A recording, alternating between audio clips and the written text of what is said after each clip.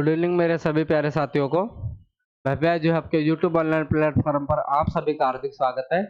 आज हम आप सभी से राजस्थान राज्य व्यवस्था यानी कि हम बात करें हमारी स्टेट पॉलिटी की। हम यहाँ पे क्लास आज प्रारंभ करने जा रहे हैं। और अगर हम स्टेट पॉलिटी की बात करें तो जैसा कि आप सभी को जानकारी होगी कि हमारे संविधान के कुल 22 भागों में भाग 6 हमें राज्य सरकारों की जानकारी देता है। और भाग 6 की भी हम बात करें तो हमारे भारतीय संविधान का जो भाग 6 है जिसको हम आर्टिकल 153 से 237 तक, जो कि हमें किसकी जानकारी देता है, हमें राज्य सरकार की वो हमें जानकारी देता है। इसके अंदर ये सभी आर्टिकलों के अंदर हम स्टेट पॉलिटी को पढ़ते हैं। नॉर्मली आपको इंट्रोडक्शन स्टेट पॉलिटी आप सभी ने बहुत अच्छे से पहले से ही पढ़ रखी होगी, तो नॉर्मल इंट्रोडक्शन आप सभी को आता होगा। भाग 6 में अगर हम बात करें जो आर्टिकल 153 से जो हमारी राज्य सरकार के बारे में विस्तृत जानकारी होती है, लेकिन हमने इनको और थोड़ा फैक्चुअल या कॉन्सेप्ट समझने के लिए भी भाग 6 को भी हम ये बोल सकते हैं कि हमने 3 भागों में और विभाजित किया है। भाग 6 को हमने 3 पार्टों में, वो 3 पार्ट कौन से हैं? वो जो नॉर्मली हमने नाम सुने हैं, हमारी कार्यपालिका, हमारी विधायिका और हमारी न्यायपालिका। जो हमने 7वीं 8वीं की किताबों में नॉर्मली ये टर्म हम सुनते आए हैं, पढ़ते आए हैं और हम सभी जानते हैं, लेकिन अभी तक हम ये समझ नहीं पाए कि सर कि कार्यपालिका का क्या कार्य है, विधायिका का क्या कार्य है या न्यायपालिका का क्या कार्य है। तो हमने इन सब चीजों को समझने के लिए जो हमारे संविधान का भाग 6 है, जो कि आर्टिकल 153 से आर्टिकल 237 तक, उनको भी हमने ब्रीफ में 3 भागों में विभाजित किया है। उनको भी हमने 3 भागों में विभाजित किया है। वो 3 भाग कौन कौन से हैं? कार्यपालिका, विधायिका और हमारी न्यायपालिका। अब इनका कार्य क्या है, तो हम सबसे पहले देखते हैं कि आखिर हमने कार्यपालिका में शामिल किन किन को किया है। तो कार्यपालिका में हमने राज्यपाल, दूसरा मुख्यमंत्री व उसकी मंत्रिपरिषद काउंसिल ऑफ मिनिस्टर को हमने शामिल किया है, और तीसरा है हमारे महाधिवक्ता। इन सभी को हमने कार्यपालिका, जो कि हमारे आर्टिकल 153 से 167 तक है, हमने कार्यपालिका में इनको शामिल किया है। दूसरे है हमारी विधायिका, आर्टिकल 168 से आर्टिकल 213 तक हमने विधायिका, जिसके अंदर भी हमने राज्यपाल, विधानसभा, विधान परिषद को हमने शामिल किया है। आपको नॉर्मली जानकारी है, जैसे कि हम सभी जानते हैं कि जो हमारे संसद है उसके हमने 3 अंग माने हैं। 3 अंग कौन से हैं? राष्ट्रपति, लोकसभा और राज्यसभा। उसी प्रकार वो सेम कॉन्सेप्ट हम राज्य में भी लागू करते हैं। राज्य के भी हमने विधायिका के 3 महत्वपूर्ण अंग माने हैं। 3 महत्वपूर्ण अंग कौन से हैं? राज्यपाल, विधानसभा और विधान परिषद। लेकिन हमें जानकारी है कि हमारे राजस्थान में विधान परिषद का तो नहीं है, तो हम यहाँ पे राजस्थान की स्टेट पॉलिटी पढ़ते समय हम विधान परिषद के बारे में नहीं पढ़ेंगे। हम सिर्फ 2 चीज पढ़ेंगे, कौन सी? राज्यपाल और विधानसभा। तीसरा हमारी बात करें हम न्यायपालिका की, तो जैसा कि देश में सबसे बड़ा जो कोर्ट होता है वो कौन होता है? वो होता है सुप्रीम कोर्ट। उसी तरह राज्यों में जो सबसे बड़ा कोर्ट होता है उसे हाई कोर्ट यानी कि हम बोलते हैं उच्च न्यायालय बोलते हैं। और इस उच्च न्यायालय के अधीन बहुत से जिला लेवल पर भी जो हमारे न्यायालय होते हैं उन्हें हम बोलते हैं अधीनस्थ न्यायालय, जो कि उच्च न्यायालय के अधीन होकर काम करते हैं। तो ये आपको इनका डिवाइडेशन क्लियर हो गया कि हमने कार्यपालिका में किन्हें रखा है, विधायिका में किन्हें रखा है और न्यायपालिका में किन्हें रखा है। लेकिन अब इनके कार्य क्या क्या है कि कार्यपालिका क्या कार्य करती है, विधायिका क्या कार्य करती है और न्यायपालिका क्या कार्य करती है। तो हम उनको समझने के लिए सबसे पहले समझते हैं कि आखिर विधायिका में कार्य क्या करते हैं। मैंने अभी आपको बताया कि विधायिका के राजस्थान के होने को तो विधायिका के 3 अंग है, राज्यपाल, विधानसभा और विधान परिषद। लेकिन राजस्थान में विधान परिषद नहीं है, इसलिए हम सिर्फ 2 के बारे में जानेंगे, राज्यपाल और विधानसभा। हम जानते हैं नॉर्मली कि हमारी जो राजस्थान की विधानसभा है उसमें इस समय 200 एमएलए है।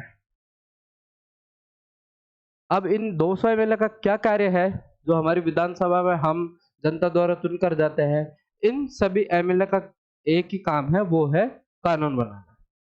यानी कि हम शॉर्ट में बोल सकते हैं विधायिका का कार्य क्या है? विधायिका का यहाँ पे कार्य है कानून बनाना।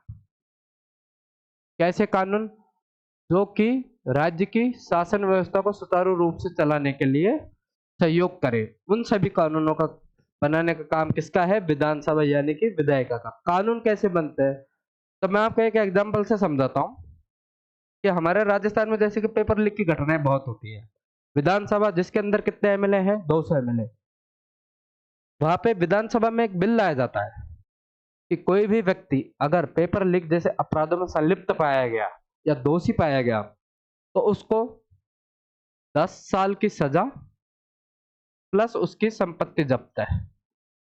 ये एक नॉर्मल बिल विधानसभा में लाया है कि कोई भी व्यक्ति अगर पेपर लीक जैसे अपराधों में शामिल पाया जाता है तो उसको 10 साल की सजा और उसकी संपत्ति जब्त है। ये कानून कहाँ पे लाया गया है? ये विधानसभा में। अब इसके बाद नेक्स्ट स्टेप क्या होगी? नेक्स्ट स्टेप होगी कि विधानसभा के बाद में वो कानून, वो बिल किसके पास जाएगा? वो जाएगा राज्यपाल के पास में। राज्यपाल जैसे ही उस बिल पर अपने हस्ताक्षर करता है वो कानून बन जाता है, और जैसे ही वो कानून बनता है उसके बाद अगर कोई व्यक्ति पेपर लीक जैसे अपराधों में शामिल होता है तो उसे सजा का प्रावधान कितना रहेगा? 10 साल प्लस उसकी संपत्ति जब्त। थोड़ा और अगर एग्जाम्पल से समझे कि विधानसभा में एक बिल लाया गया कि कोई भी व्यक्ति अगर किसी महिला या किसी लड़की को घूरता है, मात्र घूरता है, तो उसे 5 साल की सजा का प्रावधान है। ये बिल विधानसभा में लाया गया। विधानसभा में लाने के बाद में ये बिल राज्यपाल के पास में जाता है। जैसे ही राज्यपाल इस बिल पर हस्ताक्षर कर देगा तो ये भी एक कानून बन जाएगा, और कानून बनने के बाद में क्या होगा कि कोई भी व्यक्ति अगर किसी महिला या किसी लड़की को घूरता है तो उसे 5 साल की सजा का प्रावधान होगा। तो विधायिका का काम हम इन शॉर्ट फॉर्म में बोल सकते हैं कि कानून बनाना विधायिका का कार्य है। अब विधायिका का कार्य हमने समझ लिया, तब हम बात करते हैं कि कार्यपालिका का क्या कार्य है। कार्यपालिका जिसके अंदर हमने राज्यपाल, मुख्यमंत्री व मंत्रिपरिषद और महाधिवक्ता को शामिल किया है। तो कार्यपालिका का कार्य यह है कि जो विधायिका जो कानून बनाएगी उन कानूनों को लागू करने का जो कार्य है वो कार्यपालिका करेगी। यानी कि विधायिका के द्वारा बनाए गए कानूनों को लागू करने का जो कार्य है वो कार्यपालिका करेगी। अब फिर न्यायपालिका का क्या कार्य है? न्यायपालिका का कार्य है कि जो भी कार्य विधायिका या कार्यपालिका करती है, विधायिका कानून बना रही है, कार्यपालिका उन कानूनों को लागू कर रही है। अब उनको क्या वो संविधान के हिसाब से कर रहे हैं, क्या वो विधि का उल्लंघन तो नहीं कर रहे, या फिर किसी व्यक्ति विशेष के विशेषाधिकारों का, उनके बहुत मौलिक कर्तव्यों का वो हनन तो नहीं कर रहे। इन सभी की समीक्षा का कार्य कौन करेगा? वो करेगा न्यायपालिका। यानी कि हम शॉर्ट में बोले तो विधायिका कानून बनाएगी, कार्यपालिका उसे लागू करेगा, और न्यायपालिका इन दोनों के कार्यों की समीक्षा करेगा। तो ये कॉन्सेप्ट जो कि स्टेट पॉलिटी का एक बेसिक कॉन्सेप्ट है, अगर आपको ये कॉन्सेप्ट समझ में आ गया है तो आप समझिए कि आपको आधी स्टेट पॉलिटी तो आपको यहीं पे याद हो गई। तो ये हमारे कार्यपालिका, विधायिका और न्यायपालिका के कार्य है। अगर हम राज्य व्यवस्था की शुरुआत करते हैं तो जाहिर सी बात है कि हम आर्टिकल 153 से शुरुआत करेंगे। तो आर्टिकल 153 में हमारे ये प्रावधान है कि प्रत्येक राज्य का एक राज्यपाल होगा। अब राज्यपाल, जैसे कि हम नॉर्मली जानते हैं कि हम किसी भी व्यक्ति के बारे में जानते हैं तो एक उसका एक शॉर्ट में एक आइडेंटिटी हमें पता होती है कि ये व्यक्ति फला है, इसका ये पावर है। वैसे अगर हम शॉर्ट में अगर हम बात करें कि भाई राज्यपाल की क्या आइडेंटिटी होती है, तो आप सीधा से याद रखना है कि किसी भी राज्य में सबसे बड़ी पोस्ट राज्यपाल की मानी जाती है। इसी वजह से उसे राज्य का क्या कहते हैं? संवैधानिक प्रमुख। राज्यपाल को क्या कहा जाता है? संवैधानिक प्रमुख। और इसको अगर हम दूसरा बात करें तो इसको हम केंद्र सरकार का प्रतिनिधि, केंद्र सरकार का प्रतिनिधि भी हम राज्यपाल को बोलते हैं।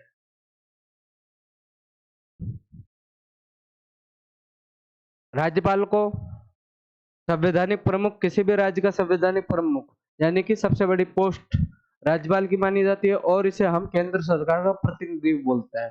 इसलिए हम कहते हैं कि जो राज्यपाल का जो पद होता है वो दोहरी भूमिका निभाता है। राज्यपाल कोई भी व्यक्ति जो बनता है वो क्या करेगा? वो दोहरी भूमिका निभाता है। क्यों? क्योंकि एक तो वो संवैधानिक प्रमुख होता है और दूसरा वो केंद्र सरकार के प्रतिनिधि के तौर पर भी काम करता है। और भारत के संविधान का आर्टिकल 153 में जानकारी देता है कि प्रत्येक राज्य का एक राज्यपाल होगा।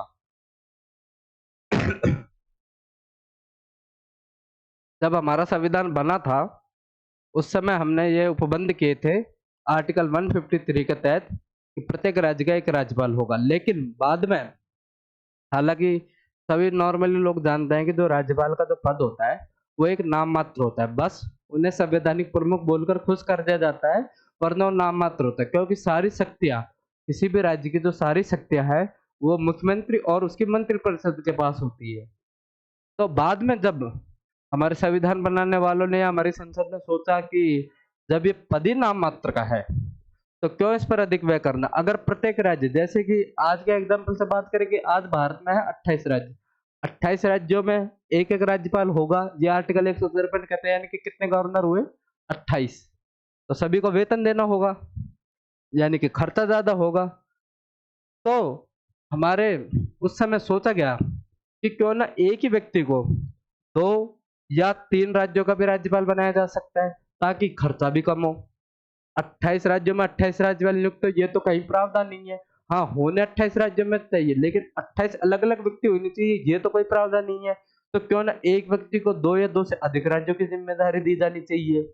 उसके बाद में इसी सब चीज को सोचते हुए हमारे संविधान में एक संशोधन होता है, जिसको हम बोलते हैं 7वां संविधान संशोधन, जो कि हमारे 1976 में, सॉरी 1956 में हमारे भारत का संविधान का 7वां संविधान संशोधन होता है। इसके तहत ये प्रावधान किया गया था कि एक व्यक्ति है, एक व्यक्ति वो 2 या 2 से अधिक राज्यों का राज्यपाल नियुक्त हो सकता है।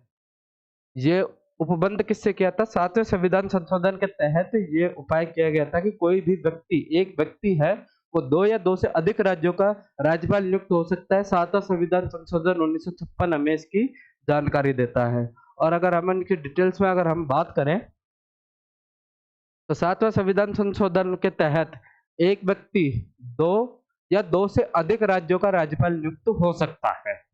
और इसके अलावा भी अगर हम 7वें संविधान संशोधन में कि और क्या-क्या परिवर्तन हुए थे, तो जैसे कि हम जानते हैं कि जब भारत आजाद हुआ था, 15 अगस्त 1947 को जब हमारा देश आजाद हुआ है, जब हमने सभी रियासतों का एकीकरण किया था, उस समय हमने पूरे भारत को 4 राज्यों की श्रेणी, वो 4 राज्यों की श्रेणी ए, बी, सी और डी, इन 4 कैटेगरी में हमने हमारे भारत के सभी राज्यों को विभाजित किया था।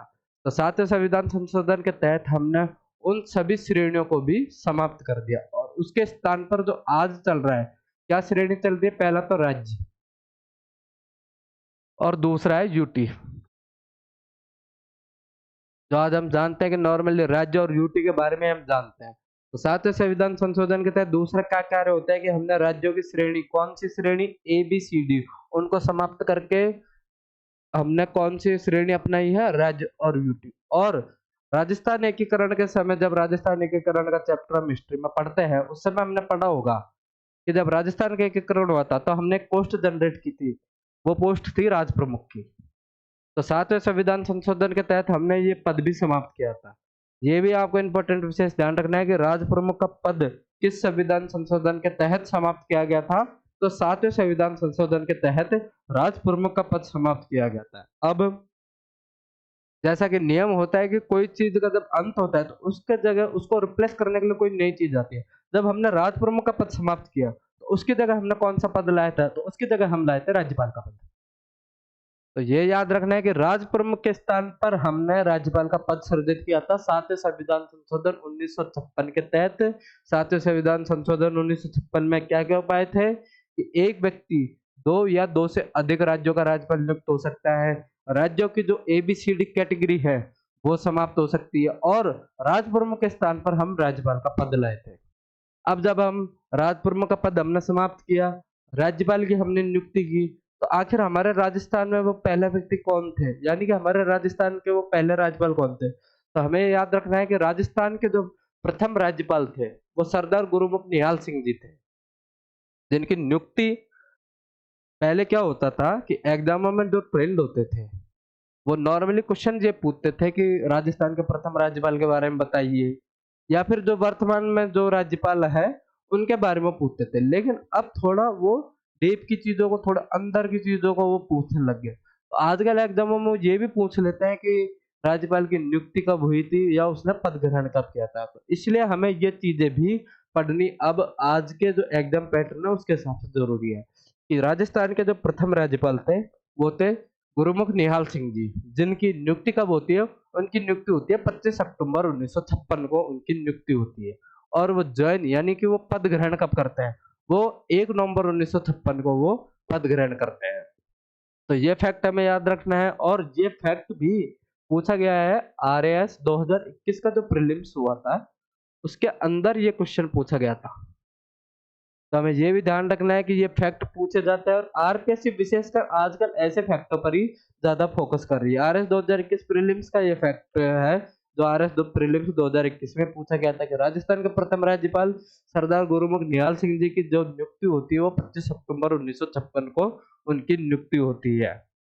उसके अलावा हम बात करें कि आर्टिकल 153 के तहत एक राज्यपाल होगा, लेकिन संविधान संशोधन 7 1956 के तहत ये नियम बनाया गया था कि एक व्यक्ति दो या दो से अधिक राज्यों का राज्यपाल नियुक्त हो सकता है। अब किसी व्यक्ति को हम राज्यपाल नियुक्त कर रहे हैं, तो वो व्यक्ति का कार्य क्या है और वो राज्य में क्या भूमिका निभाएगा, तो इसकी जानकारी हमें आर्टिकल 154 देता है कि कोई भी व्यक्ति जो राज्यपाल नियुक्त होगा वो राज्य की कार्यपालिका, जो अभी हमने क्लास की स्टार्टिंग में समझी थी, कार्यपालिका में हमने शामिल किसे किया था?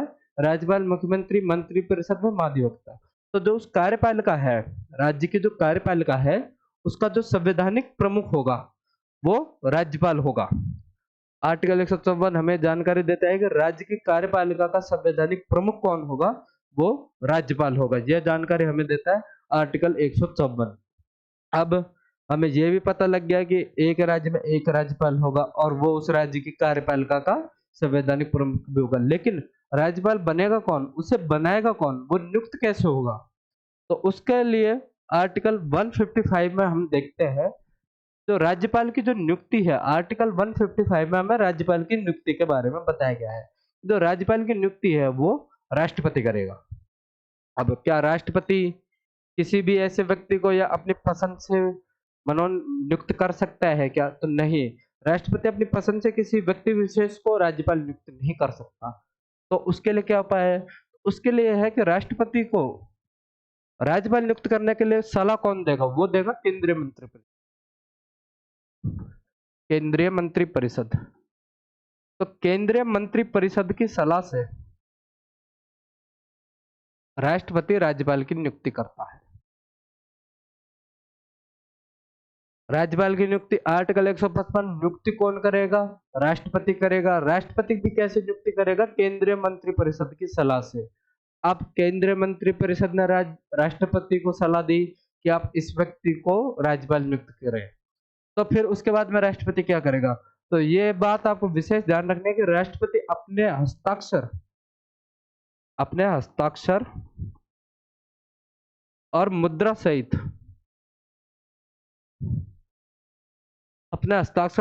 सहित किसी व्यक्ति को वो राज्यपाल नियुक्त करेगा। तो ये भी हमें देखना है कि केंद्रीय मंत्रिपरिषद की सलाह से राष्ट्रपति राज्यपाल की नियुक्ति अपने हस्ताक्षर और मुद्रा सहित करता है। और जो पूरी प्रोसेस है कि केंद्रीय मंत्रिपरिषद सलाह देगा, फिर राष्ट्रपति अपने हस्ताक्षर व मुद्रा से किसी व्यक्ति की राज्यपाल के पद पर नियुक्ति करेगा, ये जो पूरा प्रोसेस है, ये जो पूरा प्रावधान है, ये हमने कनाडा से लिया है। तो ये भी ध्यान रखना है कि राज्यपाल की नियुक्ति का प्रावधान हमने कहाँ से लिया है? तो वो प्रावधान हमने लिया है कनाडा से। आर्टिकल 153 एक राज्य का एक राज्यपाल होगा। 154 उसका संविधान, राज्य की कार्यपालिका का संवैधानिक प्रमुख होगा।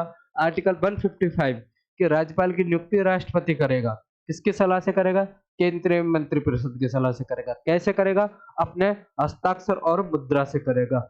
ये प्रोसेस, ये प्रावधान हमने कहाँ से लिया है? ये प्रावधान हमने कनाडा से लिया है। तो ये आपके 3 आर्टिकल जो कार्यपालिका यानी कि हमारे राज्यपाल से संबंधित 3 सबसे महत्वपूर्ण आर्टिकल है। और अब उसके बारे में अगर बात करें, अब आगे बात करें, तो जब राज्यपाल का जब पद बनाया गया था, उस समय उस पद की समीक्षा के लिए कि संसद द्वारा कोई भी कानून या कोई भी पद जब बनाए जाते हैं, तो उन सभी के लिए समीक्षा के लिए, उन सभी के रिव्यू के लिए कमेटियां गठित की जाती है। कमेटी यानी कि समितियां गठित की जाती है। तो जब राज्यपाल के पद बनाए गए थे उस समय भी कुछ समितियों का गठन किया गया था इस राज्यपाल के पद की समीक्षा के लिए, इसके रिव्यू के लिए। तो ऐसी कुछ समितियां जो एग्जाम के पॉइंट ऑफ व्यू से भी महत्वपूर्ण है और जो राज्यपाल के बारे में उनकी सिफारिशें भी उस समय कुछ महत्वपूर्ण रहती, तो उन समितियों के बारे में भी हम थोड़ा जानकारी देते हैं। तो वैसे एक समिति बनी थी प्रथम प्रशासनिक सुधार आयोग। राज्यपाल से संबंधित समितियों की अगर हम बात करें तो एक सबसे महत्वपूर्ण समिति की हम बात करते हैं वो है प्रथम प्रशासनिक सुधार आयोग। यह समिति इसलिए भी महत्वपूर्ण हो जाती है क्योंकि जो इसके अध्यक्ष हैं वो मोरारजी देसाई जी है।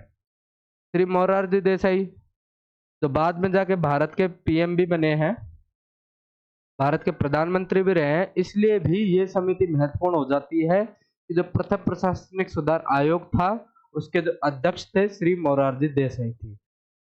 इस समिति का गठन 5 जनवरी 1966 को इस समिति का गठन होता है और 1969 में ये समिति अपनी रिपोर्ट देती है और इनके अध्यक्ष श्री मोरारजी देसाई जी थे जो बाद में भारत के पीएम भी बने हैं। और अगर हम इनके सदस्य की बात करें तो के हनुमंथैया जी, जीएस पाठक, एचबी कामत और हरिश्चंद्र माथुर इस समिति के सदस्य थे। राज्यपाल से संबंधित इस समिति की आखिर सिफारिशें क्या थी? तो इस समिति ने सिफारिशें दी थी कि कोई भी व्यक्ति हो उसको एक बार ही राज्यपाल बनाया जाना चाहिए। राज्यपाल का पद नहीं कि आप एक व्यक्ति को 2, 3, 4 जितने भी मर्जी उतनी बार राज्यपाल नहीं है। राज्यपाल किसी भी व्यक्ति को सिर्फ एक बार ही राज्यपाल बनाया जाना चाहिए और राज्यपाल पद पर आप किसी ऐसे व्यक्ति को नियुक्त करो जो सामाजिक और प्रशासनिक रूप से भी प्रतिष्ठित होना चाहिए। कि आप किसी क्रिमिनल व्यक्ति को आप राज्यपाल जैसी एक संवैधानिक प्रमुख जैसी पोस्ट पर नहीं बिठा सकते, वो सामाजिक और प्रशासनिक रूप से भी प्रतिष्ठित होना चाहिए। दूसरा कि राज्यपाल को जो शक्तियां राज्यपाल को प्राप्त है, अब उन शक्तियों का प्रयोग वो राष्ट्रपति की सलाह या राष्ट्रपति के अधीन रहकर ही वो उन शक्तियों का प्रयोग करें। तो ये इनकी प्रथम प्रशासनिक सुधार आयोग की सिफारिश थी। कौन सी सिफारिश थी? कि एक व्यक्ति को एक बार ही राज्यपाल बनाया जाना चाहिए। राज्यपाल पर पद पर नियुक्त जो भी व्यक्ति है वो प्रशासनिक और सामाजिक रूप से प्रतिष्ठित होना चाहिए और राज्यपाल को राष्ट्रपति के अधीन रहते हुए अपनी स्वविवेकी शक्तियों का प्रयोग करना चाहिए। ये सिफारिश किसने दी थी? प्रथम प्रशासनिक सुधार आयोग ने। उसके अलावा भी एक समिति और बनती है वो है राजमन्नार समिति जो कि तमिलनाडु द्वारा बनाई गई थी। जो हमारा स्टेट है तमिलनाडु और उस समय तमिलनाडु में डीएमके की सरकार थी। तो तमिलनाडु की डीएमके सरकार द्वारा राजमन्नार समिति का गठन किया जाता है। 1969 में इस समिति का गठन किया जाता है जिसके अध्यक्ष थे डॉक्टर पीवी राजमन्नार जी। इन्होंने अपनी रिपोर्ट 1971 में पेश की थी और इनके सदस्यों की हम बात करें तो पीसी चंद्र रेड्डी, लक्ष्मण स्वामी मुदलियार जी इस समिति के सदस्य थे। इन्होंने राज्यपाल से संबंधित इन्होंने क्या सिफारिशें दी थी कि राज्यपाल की नियुक्ति, अभी जैसे कि हमने आर्टिकल 155 में पढ़ा था कि राज्यपाल की नियुक्ति किसके सलाह से की जाती है? केंद्रीय मंत्रिपरिषद राष्ट्रपति को सलाह देता है, उसके बाद में राज्यपाल की नियुक्ति की जाती है।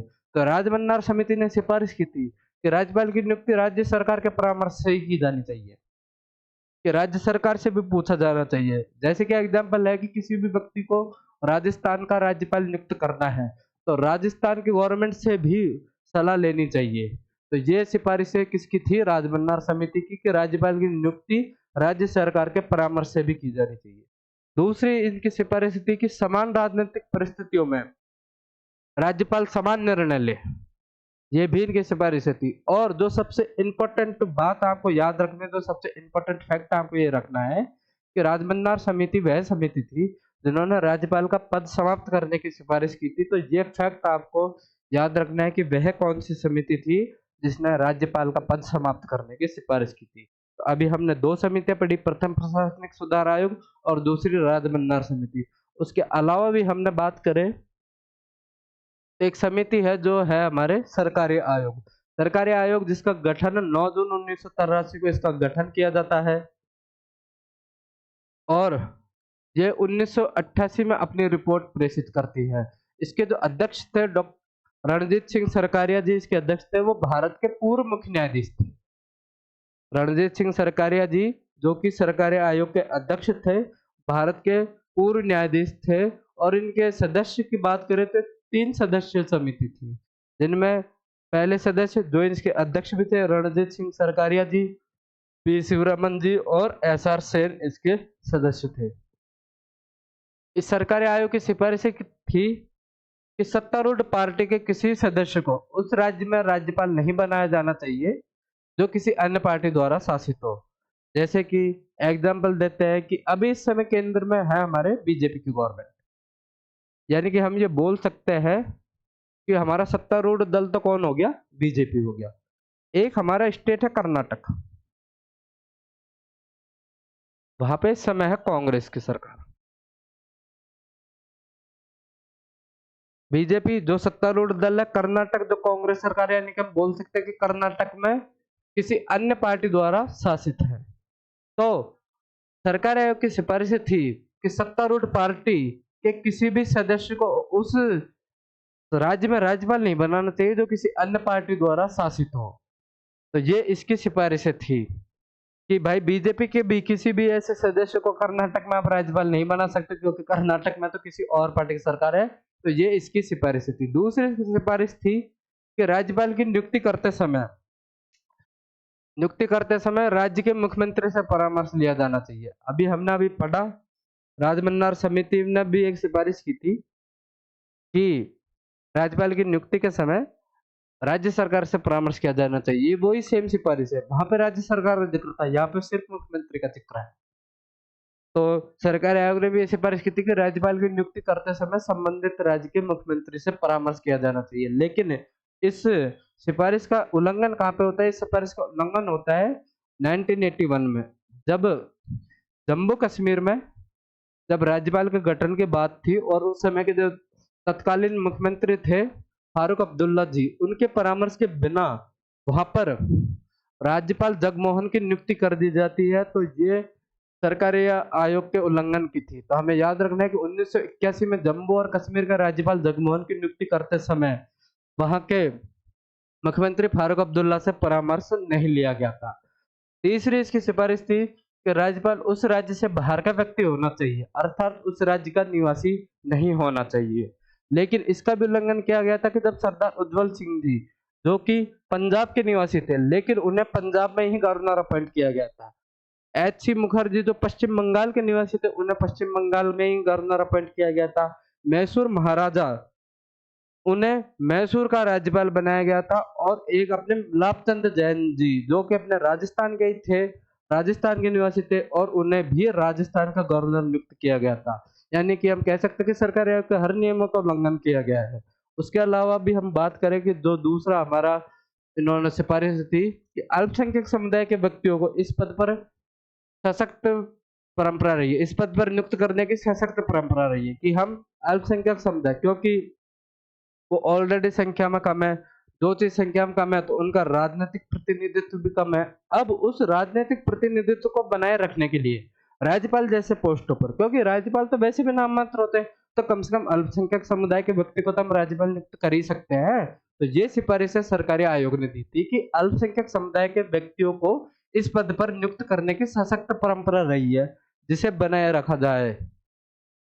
और दूसरी इनकी यह है कि राज्यपाल को 5 वर्ष से पूर्व राजनीतिक कारणों से नहीं हटाया जाना चाहिए।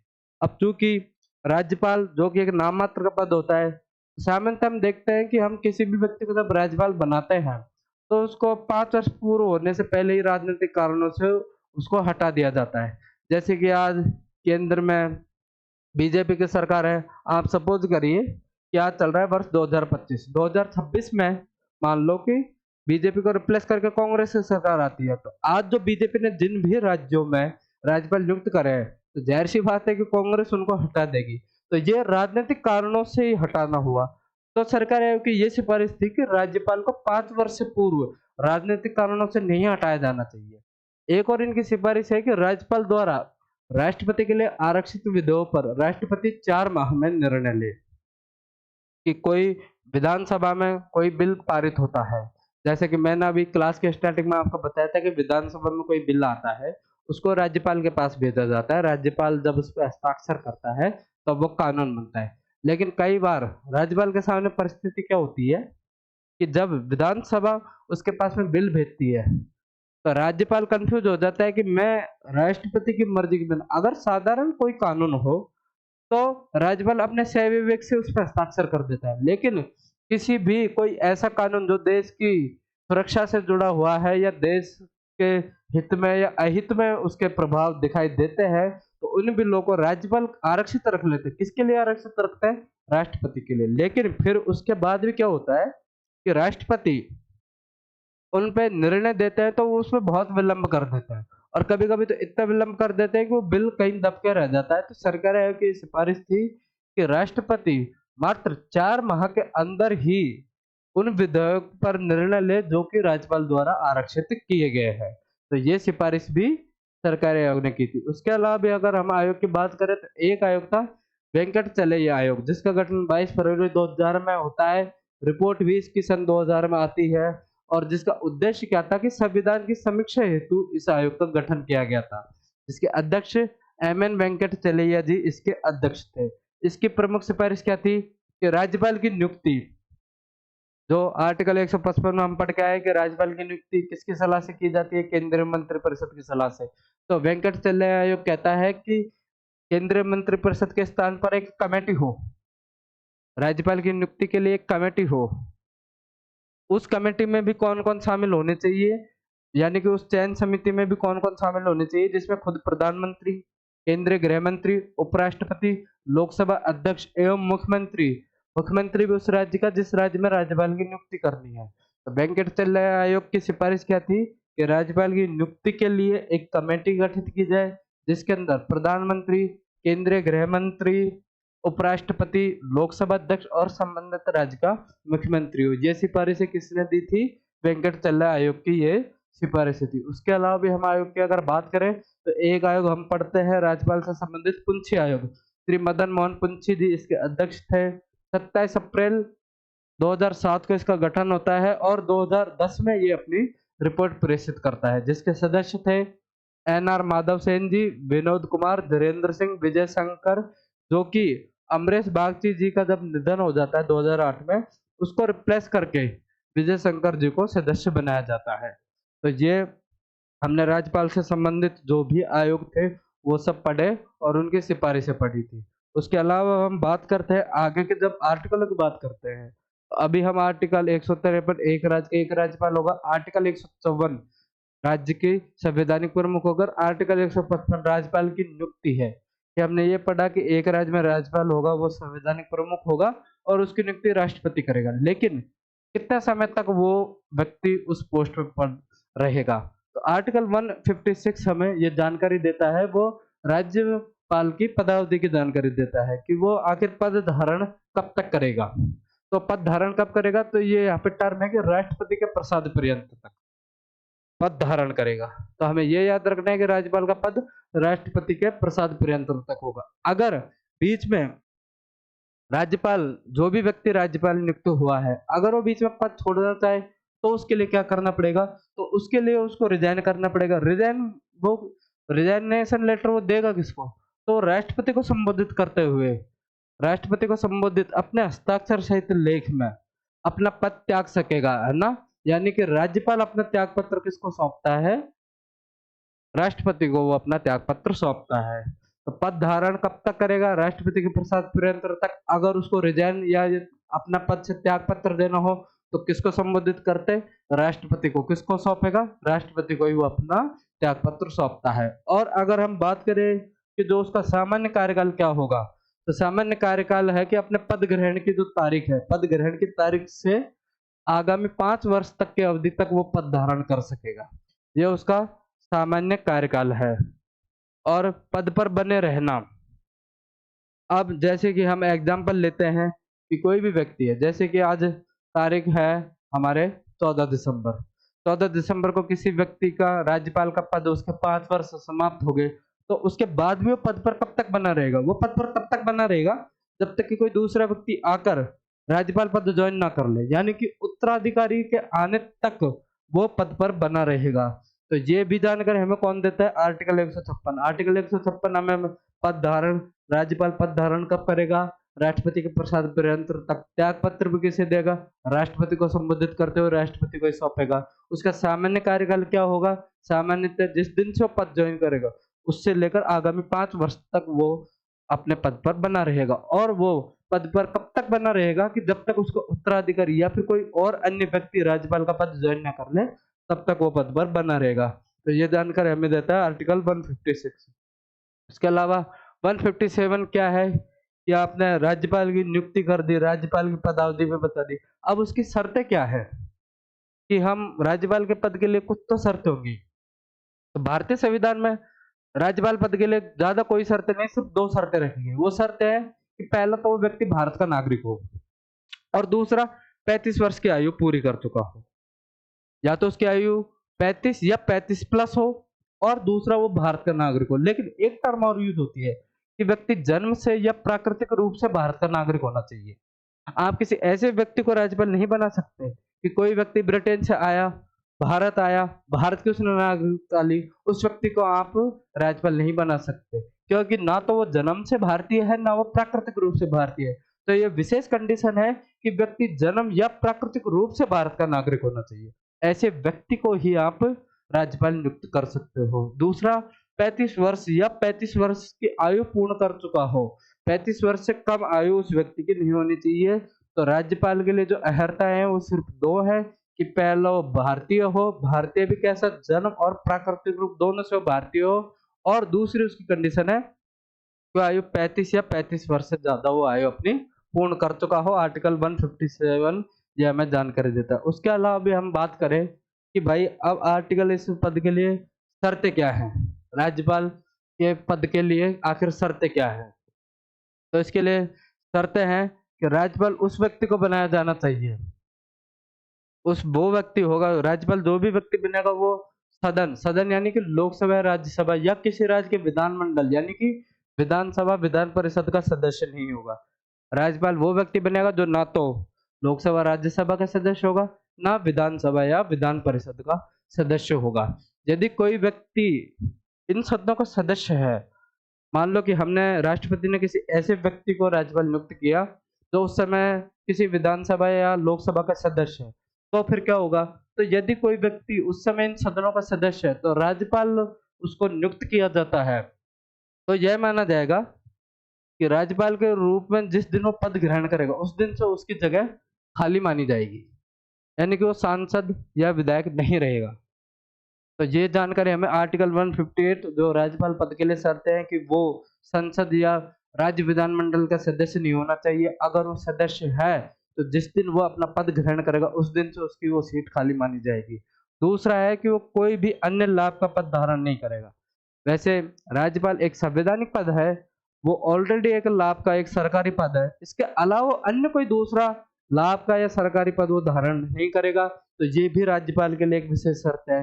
तीसरा है कि भाई राज्यपाल है, उसकी नियुक्ति हमने देख ली, उसकी योग्यताएं देख ली, उसकी हमने शर्तें देख ली। अब उसको उसके बदले क्या उसको उपलब्धियां मिलेगी, क्या उसको तनख्वाह मिलेगी, तो वो सब चीजों का नियम भी आर्टिकल 158 में है कि जो राज्यपाल के जो उपलब्धियां हैं, भत्ते और जो विशेषाधिकार है, तो वो आखिर क्या है कि राज्यपाल को जो सरकारी आवास मिलेगा वो वहां पे बिना किराए दिए रह सकते हैं। तो सबसे पहले कि राज्यपाल को बिना किराए दिए अपने शासकीय निवासों का उपयोग करने का अधिकार होगा। दूसरा क्या होगा कि वह ऐसी उपलब्धि, भत्तों और विशेषाधिकारों का भी हकदार होगा जो संसद विधि द्वारा निर्धारित करे। कि संसद कोई भी कानून बनाते हैं कि हम राज्यपाल को पावर देते हैं, तो वो उन सभी अधिकारों का संसद कानून बनाती है कि हम राज्यपाल को ये वेतन देंगे, उस वेतन का उपयोग करेगा जो कि संसद अब किसके द्वारा निर्धारित करेगी, संसद में किसके द्वारा, संविधान, संविधान यानी कि विधि के द्वारा निर्धारित करेगी।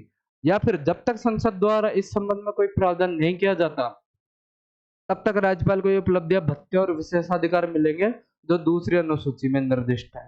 भारतीय संविधान की अनुसूची नंबर 2 जिसके अंदर राज्यपाल को वेतन भत्ते दिए जाने का जिक्र है, अगर उनमें संसद द्वारा जब तक परिवर्तन नहीं किया जाएगा तब तक दूसरी अनुसूची में जो लाभ, जो प्रॉफिट अवेलेबल है, उन सब चीजों का प्रयोग राज्यपाल करेगा, ये आर्टिकल 158 कहता है।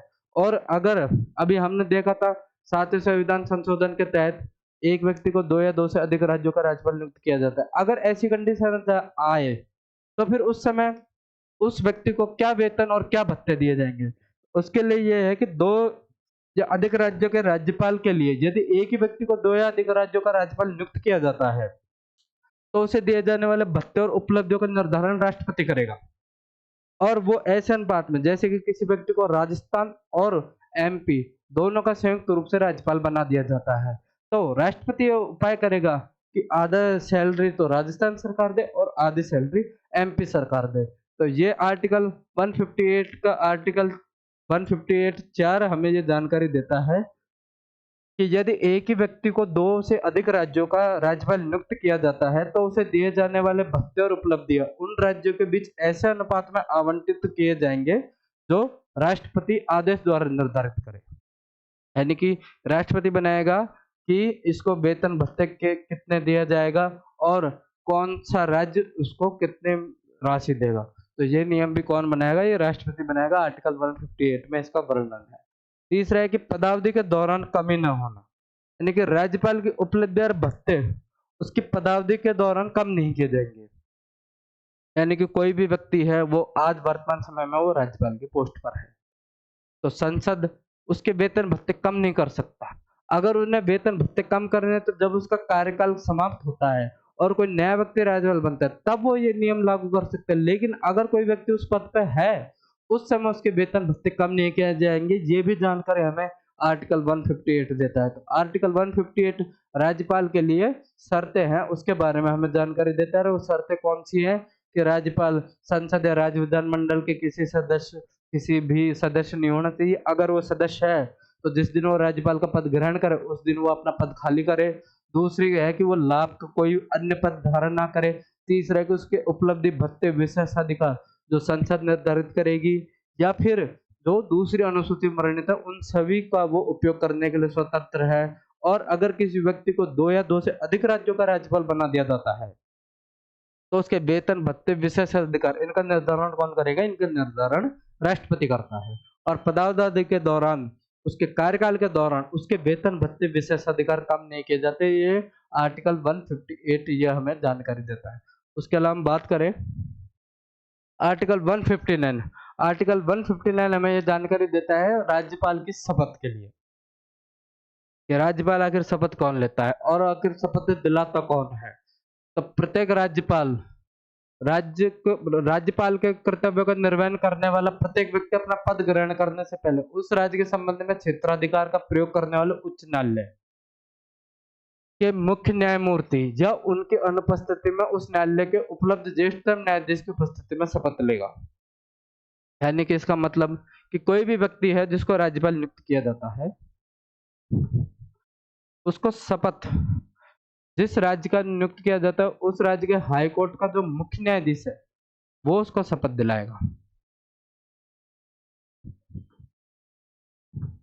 किसी भी व्यक्ति को हम एग्जाम्पल समझते हैं कि किसी भी व्यक्ति को राजस्थान का राज्यपाल नियुक्त किया जाता है तो राजस्थान राज्य के जो हाई कोर्ट है उसका जो मुख्य न्यायाधीश है वो उस व्यक्ति को शपथ दिलाएगा। अगर शपथ के दिन मुख्य न्यायाधीश अनुपस्थित है तो शपथ कौन दिलाएगा? तो हाई कोर्ट का वरिष्ठतम न्यायाधीश जो कि मुख्य न्यायाधीश के बाद है। अगर मुख्य न्यायाधीश उपलब्ध नहीं है तो हाई कोर्ट का वरिष्ठतम न्यायाधीश उसको शपथ दिलाएगा। और शपथ का प्रावधान किसमें किया गया है? आर्टिकल 159 में राज्यपाल की शपथ का या प्रतिज्ञान का प्रावधान किया गया है। और शपथ कौन दिलाता है?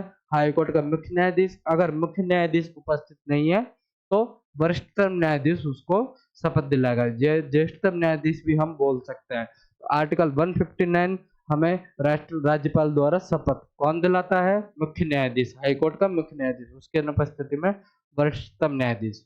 उसके अलावा हम बात करेंगे आखिर जब राज्यपाल शपथ लेगा तो शपथ का प्रारूप क्या होगा? तो शपथ का प्रारूप होगा कि निम्नलिखित प्रारूप के अनुसार वो शपथ लेता है।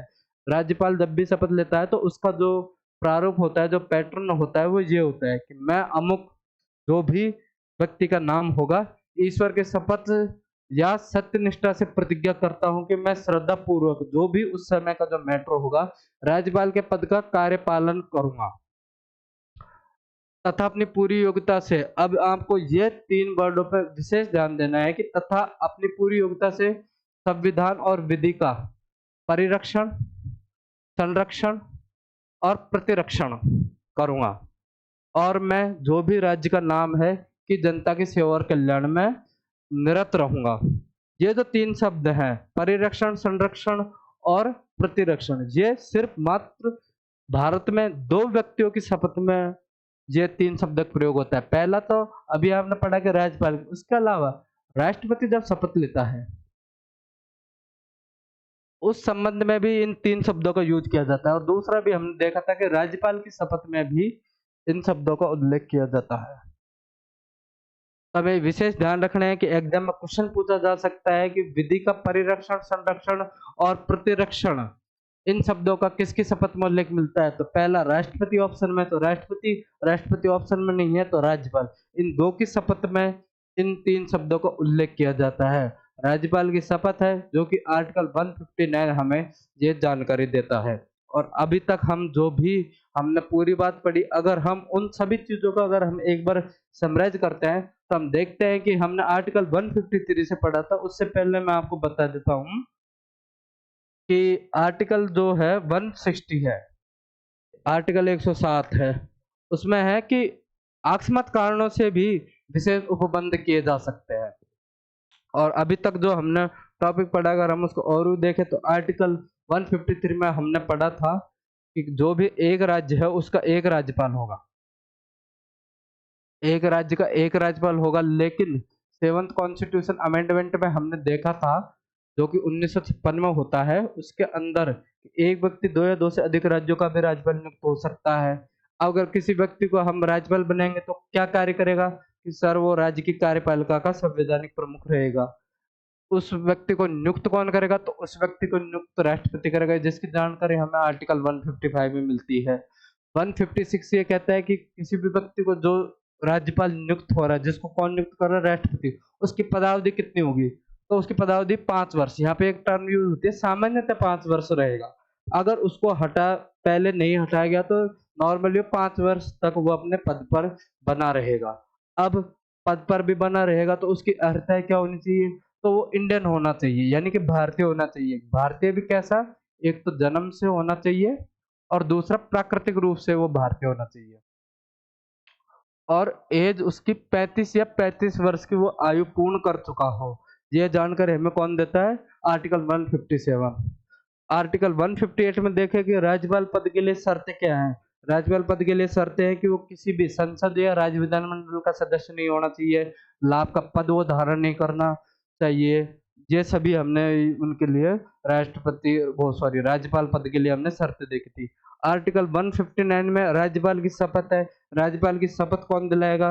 वो हाई कोर्ट का मुख्य न्यायाधीश उसको शपथ दिलाता है। अगर मुख्य न्यायाधीश अनुपस्थित है तो कौन उनको शपथ दिलाएगा? तो हाई कोर्ट का वो वरिष्ठतम न्यायाधीश उनको शपथ दिलाता है।